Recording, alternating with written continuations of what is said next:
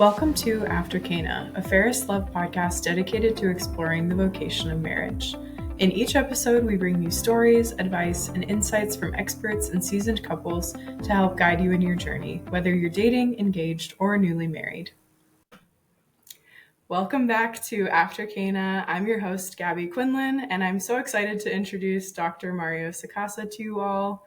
Mario is a licensed marriage and family therapist with over 15 years of counseling experience. He is the host of the Always Hope podcast, as well as a national speaker on topics like dating, marriage, sexuality, and the virtue of hope. He's also the creator of the online dating course, Dating Well, designed to help young adults navigate the modern dating scene, which is one of the things we're going to be talking about today. So Mario, thanks so much for joining me. Gabby, thanks so much for having me. It's a real pleasure being with you and your audience today. Yeah, absolutely. This is going to be great because I've never interviewed a marriage and family therapist before. All right. Well, I'm happy I can be the first one on the podcast here. Yes, this is great. It'll be a wealth of knowledge to just dive into.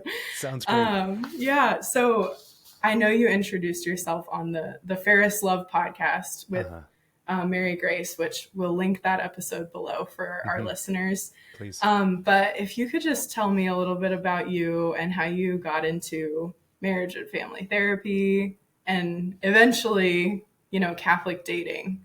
Yeah. How did that journey begin? That's great. How much time do we have on the podcast to talk about it? We'll be here all day, folks. We'll be here all day. Well, the story began when I was a wee toddler and I was walking.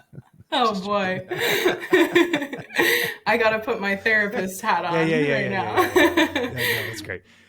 No, my parents are great. Parents' marriage was fine. No, what happened is I grew up, so my dad was a doctor and I thought I wanted to be a medical physician like him, and got to college and started taking some classes in biology, chemistry, just wasn't quite feeling it as much as I normally would have wanted to. And then I got to organic chemistry, and that was the weed out class. Like, as many people know who take that class, it's like the class it separates the men from the mice, and I was not the men. I was not it's not part of the upper echelon there. Yeah. And it just caused this confusion within me, and this started asking these questions about, well, what am I supposed to do with my life? And I thought being a doctor was the direction I was going to take.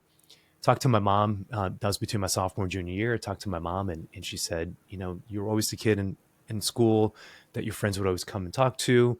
Have you thought about being a counselor, being a psychologist? Why don't you consider that as an option? So I took Psych 101 that summer, and that was it. It's just like a fish to water. It's just like everything that I wanted to study, the things that I wanted to do, the problems that I thought I was going to help people with weren't medical problems, but wanted to help people through their emotional and relationship problems. So my wife and I, we met in college, got married right after, did 2 years of missionary work. And then I went back for my graduate degree in marriage and family counseling. And why marriage counseling specifically?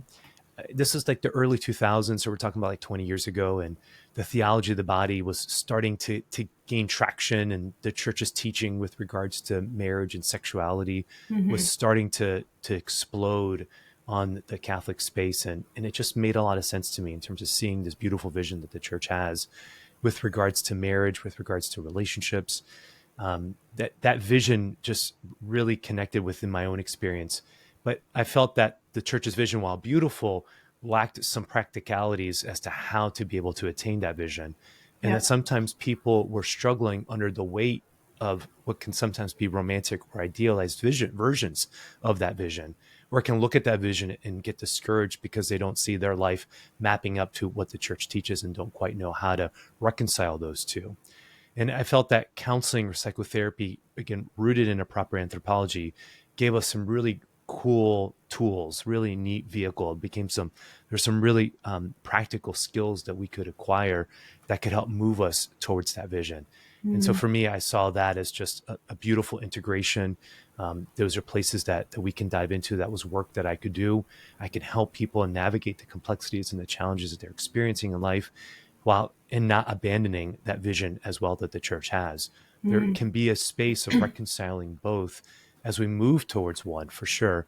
And so psychotherapy gave me kind of language to fill in the gap Yeah. where I felt that vision at times could be overly idealized or romanticized. I can't Hmm. speak today, but that, psychotherapy could be the tools that could help us move into that. And the science that surrounds human relationships is very robust. The science that surrounds attachment theory in marriage is very robust. And with the proper lens and the proper integration, you can see where those two meet quite beautifully. So Yeah. that's Gosh, why I I love that. decided to dedicate my life to this and say, let's keep going. All right, let's make this Yeah, happen. Let's help people. that's great. Yeah, I think, at least in my experience, I know a lot of Catholics who are kind of skeptical of therapy or Hmm. therapists, and Yeah. I think what you're saying about, being rooted in the right tradition, being rooted in the natural law, in our rich faith history, but also using the science that we do have, and understanding human relationships. They're not, against each other. They can work together really beautifully. They So can work together. And yeah. I think it's important for people to know that, because I don't apologize for Hmm. the craziness of my profession. Okay. Like I know, Yeah. I know that there are therapists that are off the rails. Okay. Of course. I'm not here saying that isn't the case. Okay. Yeah. But I am saying that there is a nice integration that can exist, because I Yeah. will say that there are some folks out there who abandon the theories and just do everything through kind of a spiritual healing lens, Mm. which I find is equally off the rails, Yeah. because it's not properly integrating the person and bringing healing in the context of the wholeness of who the person actually is. That makes sense. And Yeah. so I do think that we need both. Science has given us a lot of great tools. Science has given us a lot of great knowledge as well. We can Yeah. utilize that knowledge. And the gift of being Catholic is we're not supposed to be threatened by the world, but rather we have the opportunity to take the faith that exists and use that as a lens to integrate the world, and to be able to look and to see what was there, and bringing it about into a more full tradition. And we have great Mm. saints who have done this. I mean, like Aquinas, of course, top of the list in terms of just his Yeah. like dialoguing with the great pagan Aristotle. You know what I mean? Like, it's not like he just said, forget the Greeks, like we're out. Like, no, like No, let's working look with at, it. let's work Yeah. with it. Let's work with it in the context of a Catholic lens. We could see that. I Yeah. mean, Maximus the Confessor doing that, even, and just others. There's so many great teachers that we've had in our Catholic tradition that gives us a real precedent to say, okay, we can dialogue, and through this dialogue, we can sift the wheat from the weed, and we Mm. can see what is actually good that's emerging and what's not, and what needs to be discarded. So Yeah. Very cool. I pride myself in being one of those Catholic therapists who tries to integrate and to do that. And there's a whole army of us out there. There's a whole host of Yeah. folks that are out there doing it. So just want to encourage people It's to great. find the right help if should they need it. Yeah, that's great. Very, very helpful to know. So, okay, so you have a great online presence, and your podcast, Always Hope. I have to say, I listened to it a lot to prepare for this episode, and it's great, guys. So I'm going to link it below. Thanks, Gabby. Check it Glad you like out. it. Yeah, no problem. He didn't pay me, guys. I really liked it. But can you just tell me a little bit about what you discuss on that podcast, and what your inspiration was behind, starting those resources for people? Yeah, it's a great question. So I started Always Hope in 2018, probably at the lowest point of my faith. It was in one of those moments where if we go along this journey long enough, life will test us, and life will break us in ways.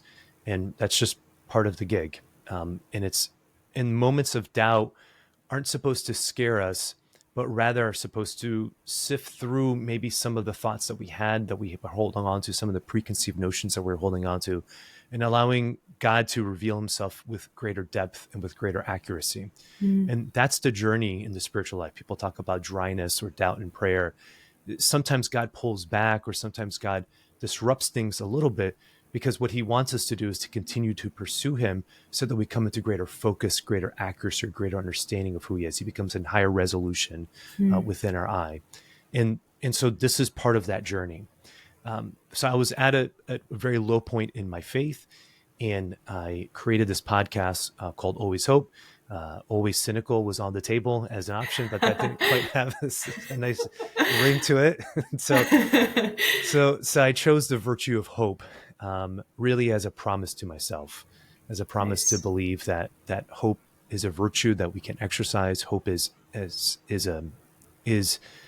as we discuss virtues, right, is that habituated response towards what is good. That even in moments of difficulties, that we can still choose what is good. We can still choose to see what's good. We can still choose to pursue what is good. And so that virtue has been the focus of what I've done with that podcast, and that so the expression of that has manifested in different ways. I mean, I've talked about dating and marriage and difficulties that are there. I talk about anxiety and mental health issues as well. And sometimes I talk about just broader cultural topics and questions as well. But hope is what guides us to be able to see the nuance and to see the middle ground through all the challenges that we may be experiencing in life. And so the show's really about trying to provide solutions to better life for people that is anchored in this faith in science kind of lens that I operate out of. So if that's of interest to you and to your listeners, then please, I want to encourage people to continue to check the show out. Doing it since 2018, and grateful to be able to have interviewed so many people over the years. And there's just a wealth of resources available there for you. So please check out the show. Very encouraging. And, it sounds like there are topics for everyone, even if the entire show isn't for you, like, find a topic and dive into it. Yeah. If you're interested in knowing what faith and science looks like, again, psychological science, want to know what those points of integration look like in specific topics or hot button issues, then without a doubt, the show is of help for you. That's great. Okay. So diving into the topic of dating, which is what we're going to be doing today. It's exciting. Yes. Dating. Let's go. Dating. Okay. Your online course, Dating Well. It's designed to help people navigate modern dating. But what was kind of the turning point for you where you realized people in the church need some help here in the dating realm? Yeah, it was a couple things. Well, the first was through my clients. That there was a point a few years ago where I had a number of clients that were all coming in, and they were all saying more or less the same thing in terms of single clients or clients that were dating. And they were all more or less kind of speaking similar language. And I found myself repeating myself a few times throughout the week. And I thought, well, if these folks are in this struggle and I'm recognizing there's an issue that's here, then maybe this requires some attention. Yeah. And initially I was going to just write it as a lead magnet for the website. I was working for a nonprofit at the time. And I sat down one day and ended up just writing like 10,000 words on dating in an afternoon. And I was like, oh, I guess I have a lot to say, about this topic. This is a little bit bigger than just a little lead magnet. So eventually landed on it being an online course, which has been a blessing to help the hundreds of folks who have purchased it and have subscribed to it. I get great feedback for the course. I can see it's helping folks. But so it came out of this desire of seeing, okay, folks are needing something. I can see that there's issues that are present here. And then I can couple that with my 20 years of marriage counseling experience. And I can see where some of these patterns that are being discussed, the impact that they have downstream. So when I'm working with couples in marriage, often the difficulty, what brings people into marriage counseling is that they've ingrained themselves in a bad pattern, a bad habit of how to talk to one another, how to negotiate, how to not negotiate, how to make decisions. Those bad patterns that they've fallen into at some point fracture. And that's what leads them ultimately to come to counseling, so that we can work on not just communication, but an understanding of oneself and trying to bring about a new sense, a new pattern, a new dance, a new way of understanding oneself. And so I thought, well, if there's ways that we can look at the typical bad patterns that people fall into, and maybe we can teach those skills downstream. Maybe I can get some of that information and help folks kind of preemptively learn those things while they're dating. So that way they bring that into their engagement, and then they bring that into their first years of marriage. And that way they are better prepared as they move into marriage. Yeah. I also work in seminary formation, and there's an expression in seminary formation that goes, as the seminarian, so the priest. And what is stated in that is that, like, however the guy is in the seminary, don't expect the sacrament of holy orders to just magically change that. And all of a sudden he's going to be this virtuous individual just because he got ordained a priest. Like, as he's operating in the seminary is what we need to assess as we're making decision of his readiness for orders. Yeah. And I think a similar expression comes into marriage too, which is, as the dating couple, so the married couple, in the sense that, like, the patterns and the behaviors and the ways of communication. Again, it's just a seedling compared to what marriage is going to be, but you can begin to see what those early patterns are going to look like. And if we can understand what those are and shape those in a healthy way, then hopefully we're setting couples up for as much success as possible. So Yeah. it was kind of a tandem of those things where I was seeing issues pop up in the dating relationships, and I felt that there's some clarity that needed to be addressed in that, Yeah. coupled together with the work that I do as a marriage counselor, and wondering how many of these things are issues that we can address earlier on. That as I looked at that, I said, this is the course that I want to create. And this is Nice. the resource that I want to be able to offer to help people. Yeah, that's great. I think also you're hitting people at a really good point in history, because I know my generation is kind of chronically online, but also, with that, people are really interested in learning about, how to break generational, Yep. patterns, and Yep. how to be better than their parents, and how to have a Hmm. happier life than they might have had growing up. So I think this is a great time to introduce an online course, for Yes. people who have that curiosity and are willing to learn. So Yeah, that's exactly. great. Because as a society, we've made the decision that marriage now is an optional enterprise. Right. Okay. We've just accepted that as it is. We just say, like, you choose your career, that's non-negotiable. Take care of yourself, find meaning, find fulfillment in your work. And then if you get married, if you choose to get married, or whatever state of a relationship that you want to choose for yourself, you can do Hmm. whatever you want basically on that. Yeah. And even in Catholic circles, that language, we're all swimming in this water. Okay. We're all swimming in it. And it's hard for us to get out of that kind of zeitgeist. Hmm. And one of the ways that it creates confusion is that, well, if partner is like the lowest common denominator for a term that can mean anything, Hmm. well, then what does any of it mean? And it all feels like a free for all. So Yeah. marriage, engaged, dating, living together, partner, they're all just terms that we can kind of intertwine or interchange between them and just use whatever we want. Right. That language causes tremendous confusion, because what's lost is a sense of hierarchy Yes. in relationships.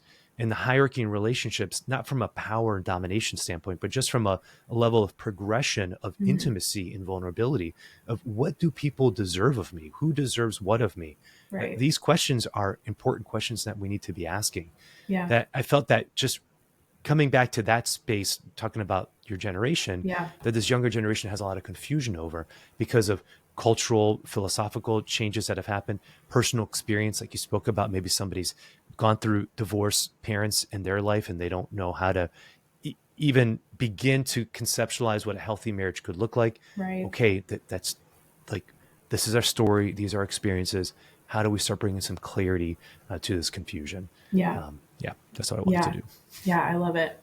Um, so moving into the content of the course Sure, itself, sure. one of the topics that is mentioned in kind of the description of the course is helping people let go of perfectionism. Hmm. I think this is huge, Hmm. especially, I mean, lately I've seen so much about, for women, like romance novels and just Hmm. idealizing men and not finding anyone who fits their standards and things like that. So that's kind of the women's side. And then Yep. obviously, I mean, both sides now struggle with pornography, but, Right. predominantly men struggle with pornography, and the Right. high standards of that just creating mismatched expectations in relationships, I think are super prevalent here. But what do you think? Why do you think perfectionism is such a stumbling block for people when they're trying to find someone, and especially Catholics just trying to find the right person to marry? Yeah, it's great. It's a great question. Well, we've seen perfectionism in its close cousin anxiety be on a Mm, rise in over generations, and particularly Gen Z. We see it at an all time high. And so we have to stop and ask ourselves, well, why? And that could be the topic of a whole nother podcast. yeah. But just being aware of that meant that it required some language. Okay.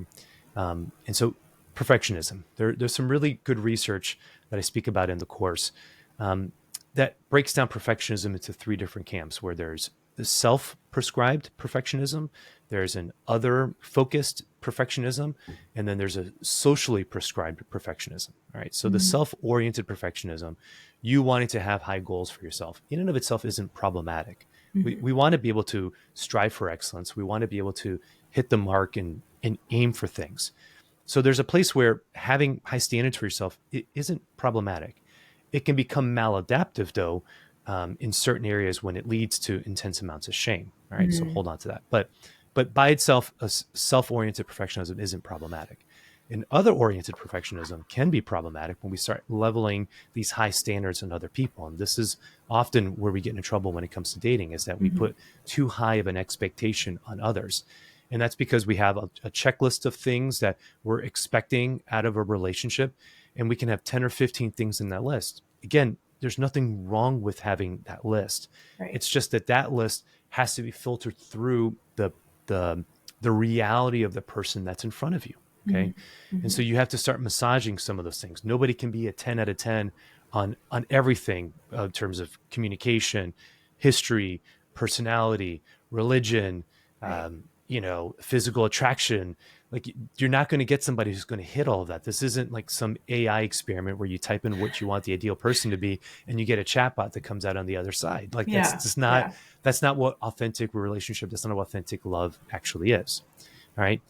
But then the other piece of a socially prescribed perfectionism is when we're too worried about the standards that others place on us. And the research says that socially prescribed perfectionism is often what leads more towards depression, burnout, because we constantly feel like we're upholding the standards that other people have for us. Okay. Yeah. Okay. So how do we navigate this within a dating context? All right. We do need to have a faith. We do need to have some standards, even socially acceptable standards, of course, that need to be there. So I'm not saying all that's bad either. But we look at ourselves and we say, all right, I'm trying to be the best version that I can be. Yeah, of course. We want that. Yeah. But that also means that you're not perfect, right? And that you're a work in progress. So have a little humility. Apply that grace and humility to the dating scene as well. And this is also where it becomes problem. And I talk about this in the course as well. There's this notion of the paradox of choice, that in an age where we have so many options of meeting people, that we end up becoming more nitpicky and feel more frustrated and less satisfied with the decisions that we make because we're overwhelmed by the choices that we have. So you meet somebody and you think like, okay, well, this person, back to this list of 7 or 10 things, you're like, okay, well, maybe they're just like an 8 on this one quality. Could I find somebody who could hit everything else but could be a 10 on that quality? Should I hold out for that person, or should I just invest in this one person? That's where some of the anxiety starts kicking in, is because we get paralyzed with the fear and we say like it's okay. Could there be someone better? Could there always be someone better? Exactly. Right. Exactly. Yeah. And so I think the way that you test that question is this, right? If you're dating somebody and you're past the first dates and you're in that committed relationship phase where you've said, all right, I'm not going to dates with anybody else. I'm just focusing on you. I'm discerning marriage with you. Yeah. If there are issues that are present in the relationship, how do you talk about them? How do you bring them up? Can you bring them up? And do you see growth and progress happen over a period of time? Or do you find that the person is stalling out and there isn't any growth that's there? Okay. Yeah. So if you can see continued growth in the relationship, then that's a good sign. That's what you want to be looking for. Yeah. If things stall out, or if things are getting stagnant, or the arguments get worse, or that thing that you thought you could possibly get over really hasn't come to fruition, then those are bad signs. Okay. Right. So some of that is learning how to massage, your own heart, your own thoughts in the context of this person. I reiterate that point because it's very, very idiosyncratic. You're no longer discerning marriage in an abstract. You're discerning marriage with this individual that's before you. Yeah. And that is of the supreme importance when it comes to this question of discernment. Yeah, absolutely. That makes a lot of sense. Yeah, I remember my husband and I met in college, like similar to you and your wife. Yeah. And we moved pretty quickly. We got engaged after a year, got married like 10 months later. And I remember conversations really early in our marriage where we were like, yeah, that was fast, but we decided like this is my person and we're going to pursue this no matter what. But there could have been other people, you know, that would have worked, you know, with either of us. Like, That's right. You know, we've talked about too, like, what if we hadn't gotten married and we hadn't met that early and we had dated more and etc. But the point is, all the possibilities in the world could have existed, but we chose to love each other. Bingo. When we chose to love each other Bingo.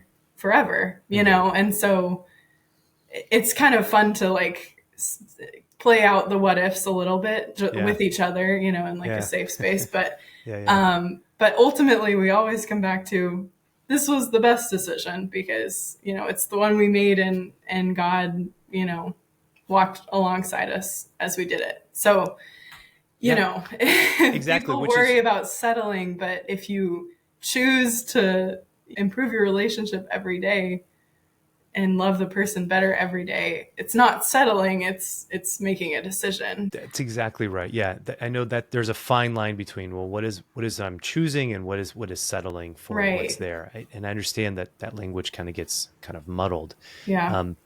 But I agree, Gabby. Similar with me. I mean, met my wife. We started dating, I think, a year and a couple months after that. We were engaged. Mm-hmm. By the time we got married, it had been a couple years since we started dating. Yeah. And we asked all those hard questions. We had all those hard conversations. And when we went to the focus inventory, did the pre-Cana days, you know, we had a lot of great conversations. Now, that gave us a wonderful foundation. Mm-hmm. When you get married, as you're experiencing, you know now, things do change a little bit. When you start having kids, like this is a part of the gig. This is part of what you signed up for. Yeah. But it becomes a space of continued exploration of the other person, and continued growth, and not taking that person for granted. And I can say, after 20 years of marriage, there's a lot that I know about my wife, but she's still a mystery to me. There's still something new to explore. There's still something new to pursue that's there. And if I lose sight of that, then I lose sight of her.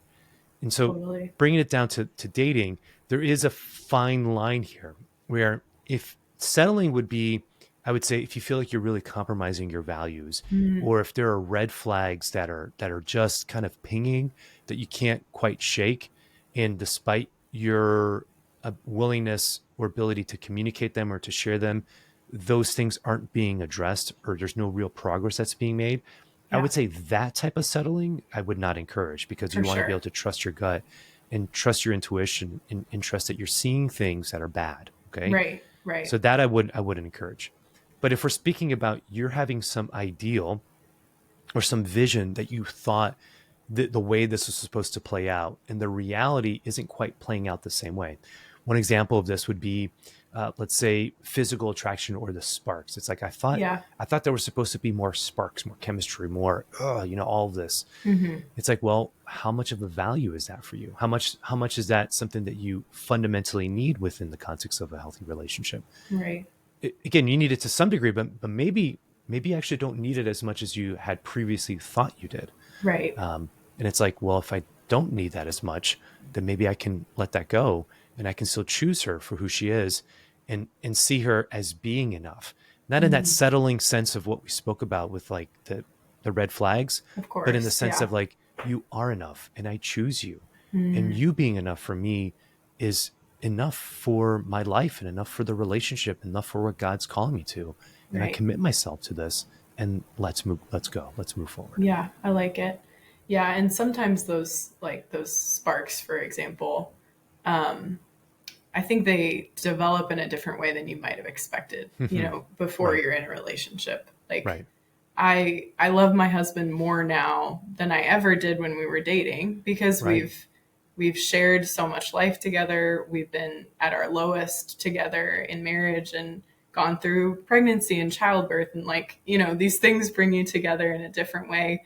And maybe there were more butterflies at the beginning, but it's such a deeper love now. It's such like a safety, and I think people worry about marriage feeling like too comfortable or like boring. But I found so much more freedom in that, you know, than I ever did when we were dating. Yeah, no, and that comfort and that boring is part of it. Okay, like, that can happen. at the same time, you still pursue your Of spouse. course. Of course. Yeah. So in the course, I talk about different stages in the relationship. There's friendship, then there's this kind of casual, or we can say exploratory dating phase. When I say casual, I'm not talking about casual sex. I want to be clear about that. Right. Casual in the sense that it's low risk endeavor. Okay. There's a high level of commitment that's there. Then we can move into a serious dating phase, and we move into engagement and in marriage. Yeah. When I detail that in the course, what we're saying and what I'm presuming is that it's not that you move from one phase to the next and you close the door and that previous phase is over. Rather, you're assuming the previous phase. And so as friends, you start to date. As dating, you start to get serious, get engaged and get married. What that means is that in marriage, you're still friends. Right. In marriage, you're still dating. Yeah. And so if in a stage of a relationship, after you have kids, things get busy, I get it. Careers are getting off the ground. You make sacrifices of time because one has to pursue a master's degree or a doctorate or some other advanced degree. And you make a sacrifice in the relationship for a period of time. I get that. That's part of the discernment that relationships have to go through. Right. But even in those periods, or as soon as that busyness is done, do you reconvene? Do you bring back a sense of exploration? Do you bring back a sense of play into the relationship? And couples who are able to do that and reintegrate and bring play into the relationship, stave off boredom, stave off that stagnation, that I've got you figured outness. It's recommitting to that. Yeah. And so I would say to anybody who's afraid of getting married because you fear that boredom or settling is going to happen, don't look at it that way. Rather, you're given an opportunity. So this is what marriage is, right? Marriage is the opportunity to endlessly pursue the mystery of another human person, right? Like God has given to you this person for you to be able to spend all of your days pursuing and loving and growing and respecting and discovering and navigating. And you're playing in that playground of that person's soul.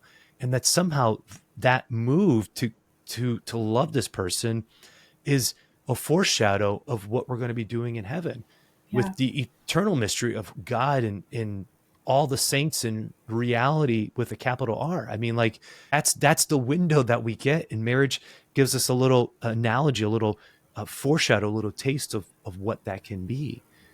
And so I just say for anybody, again, who's scared of that being the reality, it doesn't have to be. Okay. It doesn't have to be. And don't let that fear prevent you from a life of commitment to another person. Yeah. What are some practical ways that someone who's afraid of jumping into the dating pool, someone who's afraid of, even afraid of making the commitment of getting married, what are some things you would tell them or recommend? Yeah. So you're saying fear of just starting dating or fear of actually committing to one person? Oh gosh. I mean, maybe both. Like maybe I'm picturing like a person who's afraid of asking someone out for fear of rejection, or being vulnerable for fear of rejection again, like that's kind of what I'm thinking about. Okay, great. Yeah. So it's a little different than what we were just talking about, but somebody who may have some fears there. The only way that we can overcome those fears is by actually engaging with them, right? That's the only way it works. If there's something that you're afraid of that you see, we can hide from it. But if we turn away and we hide from it, then all that does is that fear grows bigger and it becomes more dominating. The easiest way to overcome any fear is by actually confronting it head on.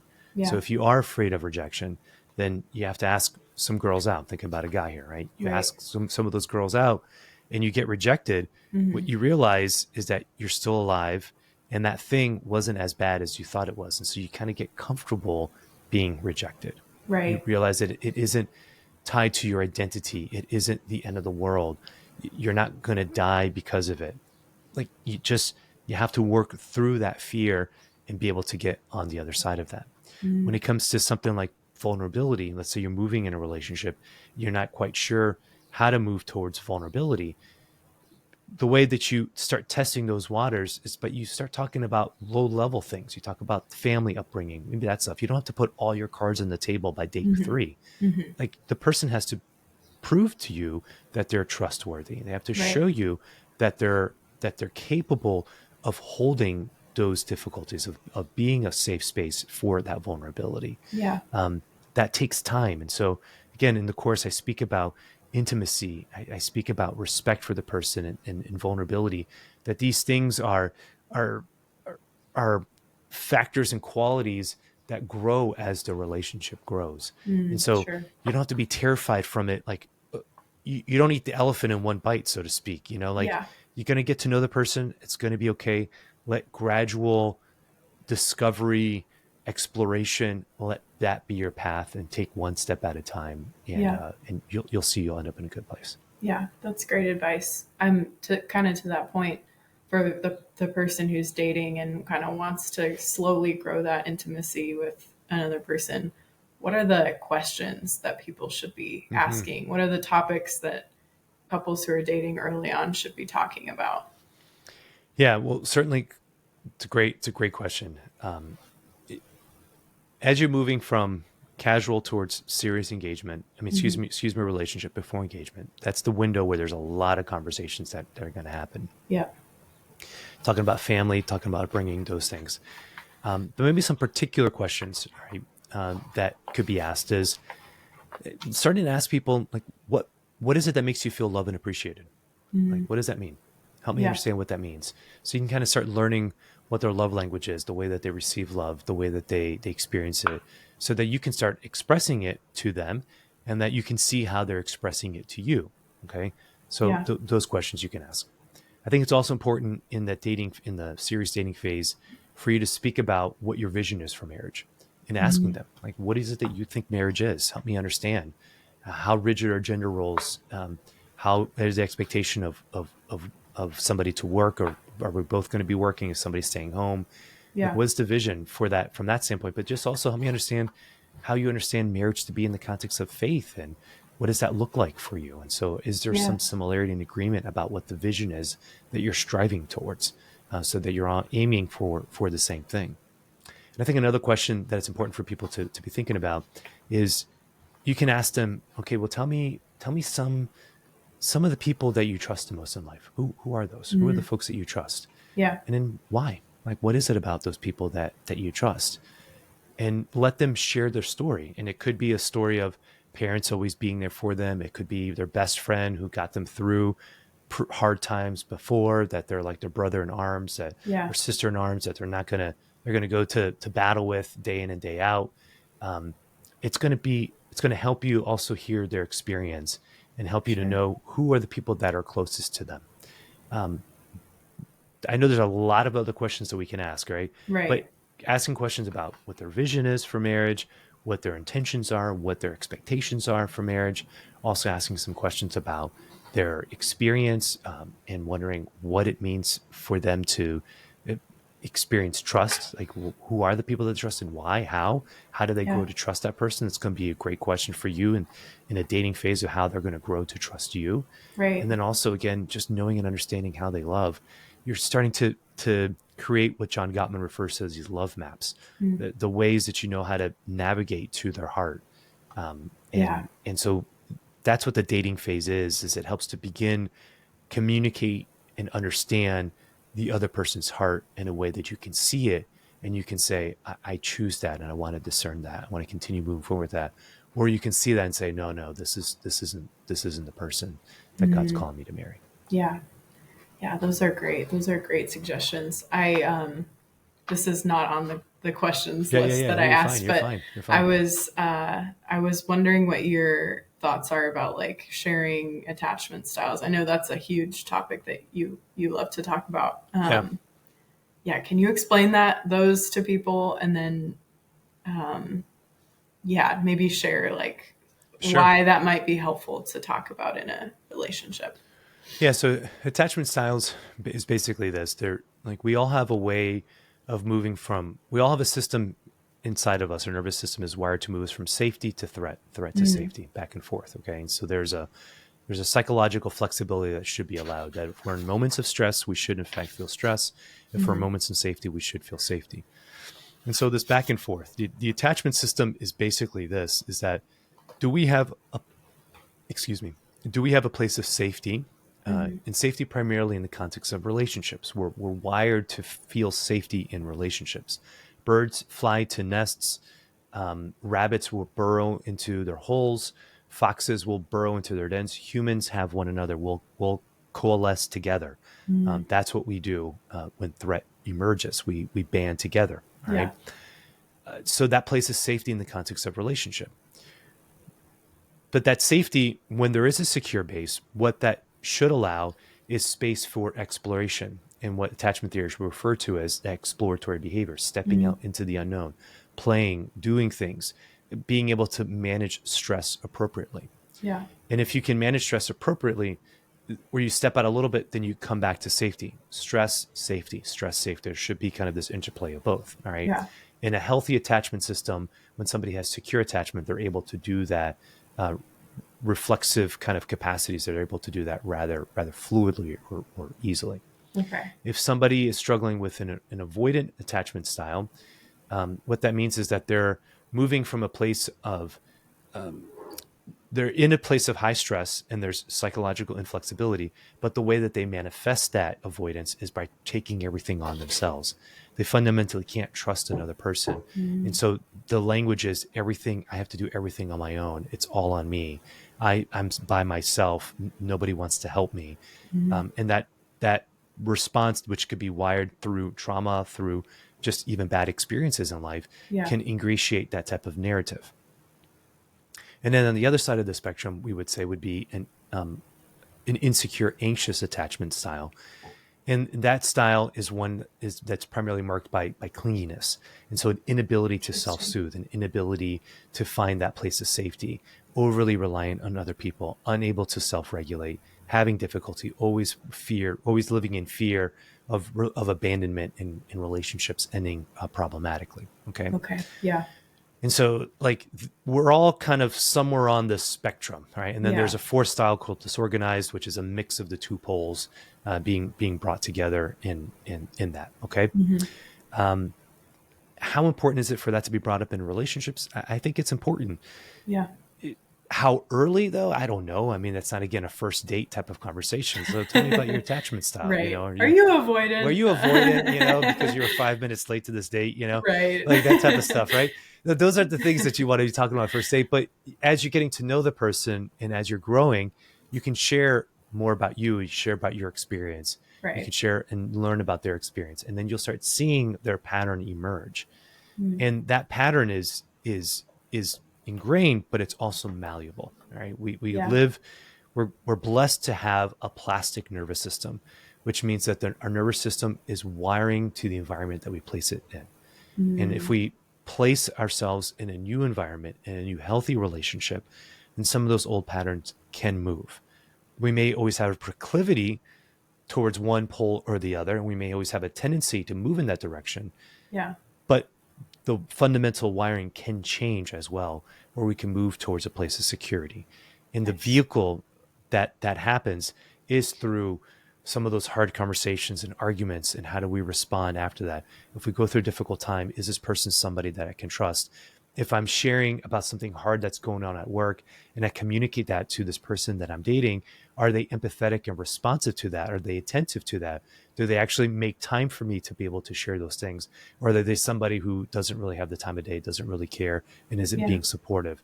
It's in those little ways that our nervous system is mapping out and paying attention and wondering, is this somebody that I can feel safe with? Or is this somebody that I should be stressed and don't feel safe in? So that takes time for that answer to be solidified. Definitely. That was very helpful. Thank you. You're welcome. I was very curious about that before we got on. So ask away, Gabby. That's what I'm here for. I'm happy to be able to answer whatever questions you got. For Thanks. Sure. Okay. So some other things I wanted to address too. So obviously hope is a really huge virtue and a huge focus of your work. And you talk about also developing, other kinds of virtue, not just in dating, but in life in general. How can people's dating experience help them to grow in virtues, patience, courage, humility, etc.? Yeah. Sufficient for a day is its own trouble, right? That's what the Lord tells us. Okay. Amen. Amen, right? Amen. So another way of interpreting that is that sufficient for our day is the opportunities for us to grow in the virtues that God wants us to grow in, right? Mhm. I'm a big fan of the work of Father Walter Chiswick and his spirituality. And he speaks about this often in his book, He Leadeth Me, which he chronicles his experiences being in Russian prison and Siberian camps Whoa. Yeah. for 20 years, and just how he found providence in the midst of those hardships. Mhm. The conclusion he comes to is that everything is grace, in the sense that, like, the kingdom of God is present. Not everything, of course, is God's kingdom. We're not going to say that for sure. As we said earlier, Right. sin is abounding in the world. Evil is here, obviously. But if we can have a lens that looks and discerns, that we can see that his goodness is here and is present with us. All right. So that means that God uses the everyday circumstances of our lives to call us into sanctity, to call us into his holiness. So dating can be that and should be that as well. Yeah. Where if we're in a dating relationship and we start finding maybe we're crossing lines with chastity, right? Well, now here becomes the occasion for us to be able to grow in the virtue of chastity by setting up boundaries, having honest conversations, knowing what times of day we should be together or not, how we should be sitting on the couch or not. Just, again, not getting scrupulous about it, but having some healthy boundaries and understanding of oneself, and having some appropriate restraints when it comes to that desire, that urge that can emerge, right? Yeah. Patience. You talk about being single or having been through a number of relationships and now being in a new one and wondering, is this somebody that I can trust? How long do I have to wait before I can put my cards down? Trusting and waiting on the Lord. Courage. We talked about vulnerability earlier. And vulnerability is an act of courage. When I choose to say, I'm going to share this experience that's happened to me that only a handful of people know about.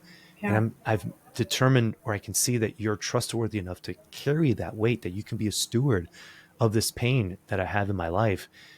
That's an act of courage when we open up to another person, when we choose to be vulnerable to somebody else. So we can see how these virtues manifest within the context of our life. Yeah. Remember what I said earlier, that so often the patterns that I see that lead couples to marriage counseling, I find are things that can be rectified or established in a healthier way from the get-go. Yeah. These are those patterns, okay? Recognizing that, like, God is going to use our relationship as the primary vehicle of our sanctification. When you choose then to get married to this person, when you've made that vow, you've made that commitment, what you're doing is you're saying, God, this is my path to holiness. This is my ticket to sanctification. This is the person that is going to be the primary vehicle for your grace to manifest within my heart and in my life. And that can happen certainly in very ethereal ways, but I think that it happens more often than not in the practical day-to-day experiences of life. Yeah. You think about even now, when you just said it earlier, you've fallen more in love with your husband. Well, why? Well, because you've seen the way that he's attentive to your child. You've seen the way that he was attentive to you during your pregnancy and during your labor. You've seen the way that he has proven himself to be more trustworthy. And as he's proven himself to be more trustworthy, he's a greater space for you to be able to rely on, and you can be more intimate with him, more loving, more have more ownership, of his challenges as well. Want to be more reciprocal of the difficulties that he's experiencing in life. Yeah. That's the process right there that God uses to shape us and to mold us into the best versions of ourselves that he's calling us to be. So back to the initial question is, well, how does that start even in dating? It just starts in those little ways. It's like, all right, Lord, this is my life. This is where I'm at. Meet me here. Find me today. What difficulty am I holding on to? What's the next step that I need to take? What feels like the next place that you are inviting me to move into? God uses all things for our salvation. He's using the very reality and context of our lives. Yeah. That's where he finds us. That's the gift of the incarnation. That's the gift of Pentecost, is that like he stepped into our experience. Yeah. And that means that we're all capable of seeing. None of us are abandoned by him. None of us are forsaken. Doesn't matter how hard it is. Here we are. We're just finished celebrating Divine Mercy Sunday. We just got over celebrating the Easter Triduum. I mean, Holy Saturday. What do we celebrate then? That Christ, God himself, descends to what? What do we say in the creed? They descended into hell. Yeah. God descended into hell. What the heck? Like That's pretty crazy. It's crazy, right? It's crazy. I mean, that means that that he can descend into our hells, into our experiences. Yeah. That there's no place that we can go that he can't find us. That's what the Psalms say. Right. I can make my bed in hell, and even there you would find me. Nothing is beyond him. Nothing is beyond him. Nothing is beyond him. And so wherever you're at in the dating journey, if you're single, if you're in a healthy relationship, if you're struggling, God finds us in all of our circumstances and uses those to help us to continue to move forward. Yeah. So be not discouraged. Pay attention to where the virtues are that you need to acquire. What are the vices that continue to emerge? Where's the space that God's calling you to grow in greater charity, in greater mastery of yourself? Let his grace guide you in that. And together, cooperating with him, you will take those steps forward. Yeah. Beautiful. And, in a phrase, there's always hope, right? Yes. That's great. Yeah. That sounds like a title of a great podcast. Yeah. Wow. That's awesome. Who thought of that? That's sweet. So you kind of you touched on this a little bit, but for that person who's getting really discouraged in their dating life, it can be very disheartening to go on dates and, constantly feel rejected and feel uncertain. Like, does God really want this for me? It's not happening. What would you say to those people to kind of boost their confidence, give them a little bit of encouragement? And then also, how can Dating Well, your course, help them to bring confidence and clarity to this journey? Yeah, well, first and foremost, my heart goes out to everyone that's in that space. And I know there's a lot of us listening that's our reality. We're buying, we're on the dating apps, we're being set up, we're doing all the things that we need to do, but nothing seems to stick. Okay. So the first thing I can say is bring that longing to the Lord, bring that discouragement to the Lord. Let it not turn into cynicism. Let it not turn into bitterness. Bitterness is it's a poison. Cynicism is a poison. And I know it's easy to fall into that, especially if it's been a prolonged singlehood. Now, that doesn't mean that if you have been dating for a while and you're just tired and you feel like I just can't continue investing and putting myself out there, I need a little bit of a break. That's okay. That's different than falling into despondency or cynicism. That's just acknowledging that I'm a little tired. I need to pace myself. I need to take a break. This hurts too much right now. I need to do some work interiorly to feel comfortable and confident again to get back out there. All right. So it's okay to take a pause, take a break, acknowledge where you're at. As we said earlier, society has changed, and this is the hard truth. The hard truth is that because society has changed, because values are wildly different, that the pool of people that we're going to be interested in or that are viable options is going to be really small. Yep. And that's hard. That's a hard truth that's there. Sin has consequences, both to the individual and corporately. That's what we preach as a church. And we can see that. We can see that these thoughts, these ideas, they do play themselves out, and sometimes in an unjust system, in an unjust manner, some of us end up bearing the brunt of that. All right. So that's a hard truth. That's a hard truth, that it is a smaller pool, and I get it. But God understands that, God knows that, and God works with you. Okay. So constantly bringing the Lord into that space.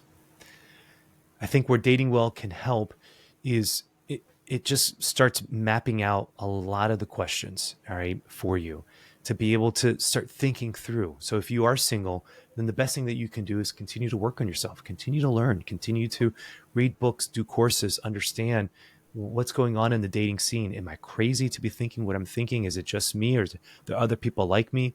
And Dating Well as a resource can help be able to grow in your understanding of what healthy expectations are for dating. Or maybe you've just gotten out of a bad relationship and you want to understand, well, why did that happen? Dating Well can be a wonderful resource to be able to help in that regard as well. So I would say to anybody that's in that discouraged phase, bringing that to the Lord. I know that sounds so simple or so trite, but it's not. Okay, it's not. Often the most profound truths of our faith are the most simple ones. And we need to be reminded of that and remember that God is with us, even in those periods of discouragement. And what he's doing, we do not know. Why he hasn't answered that prayer, I cannot tell you specifically. But don't let that lack of understanding get in the way of your faith. Continue to appeal to him, continue to trust in him, and continue then to operate within the reality of circumstances and be honest with him and tell him, like, this is too much. And like I said earlier, I need a break. And if you need a break, then that's fine. Then take that break. If you need to step out entirely from the dating pool and just surrender it all to the Lord, then that's fine too. Again, do what you need to do in the context of prayer and discernment with God, and in the context of the reality of the circumstances that you're in. Yeah, that's great. And then another resource that you have for people that I will also link below is the dating toolkit, which it's funny because I'm married, but I did download it to prepare for this. I was like, ooh, wonderful. I'll bring these to my marriage. Oh, wonderful.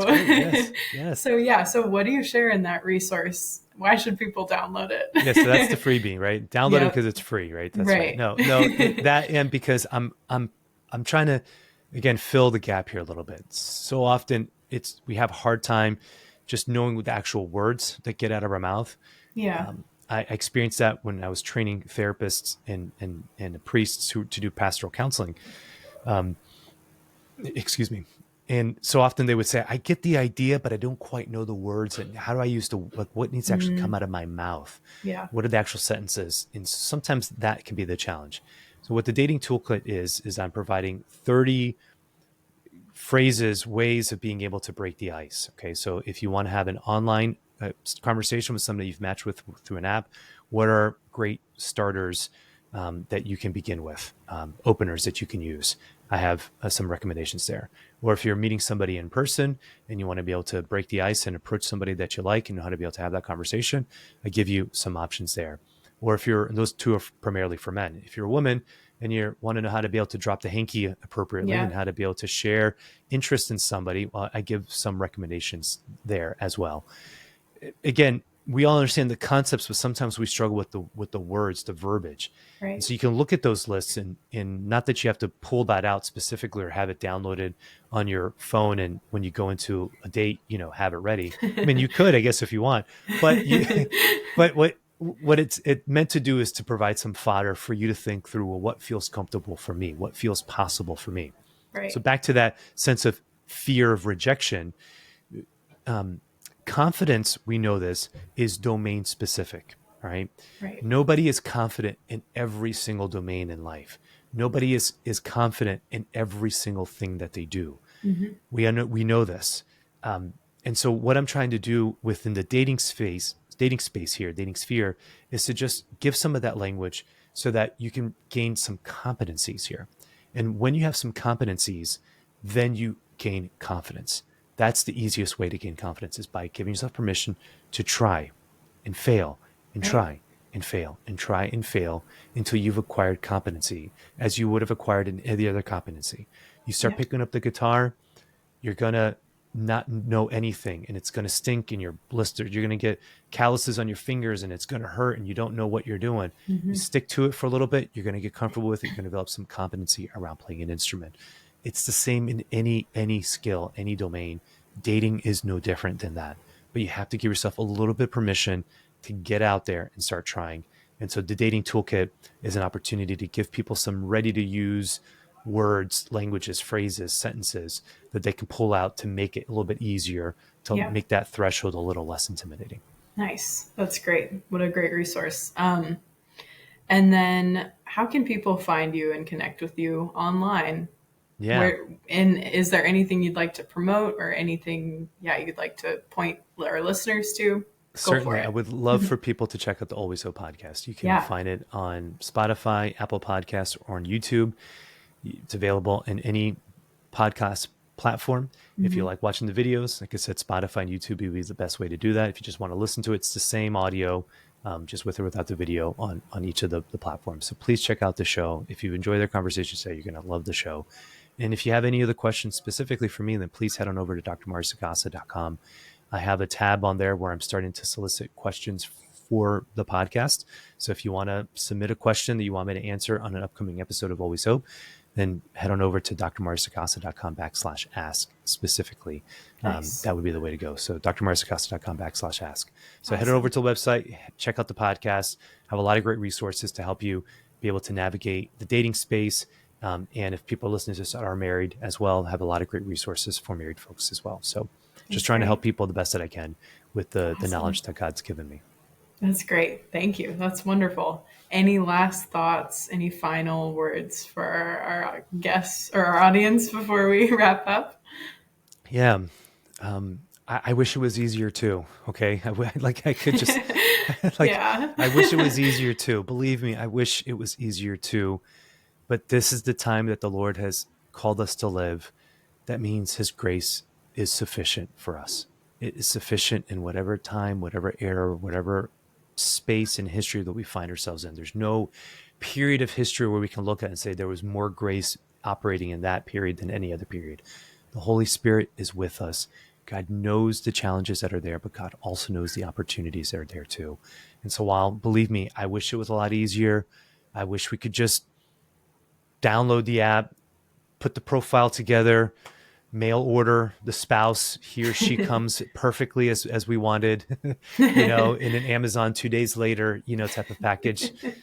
But that's not the way this is set up. That's not the way that the Lord has designed all this to be. And so I would say that there's something in the journey that matters. And if we're too frustrated by the lack of the destination, then we have to question that.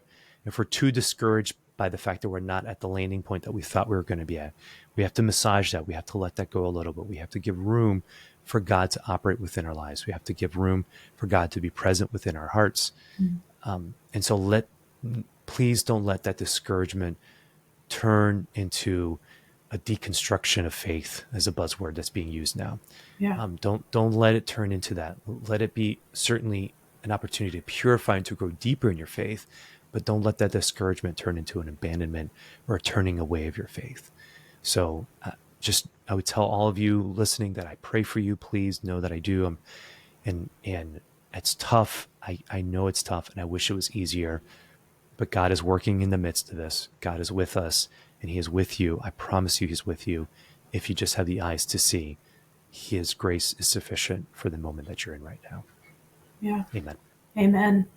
That's great. Well, thank you so much. That was a great conversation. I learned so much. I can't wait to listen to more podcast episodes of yours. Yeah. Thank you. You're welcome. Many blessings to you and your listeners. Have a great and wonderful day.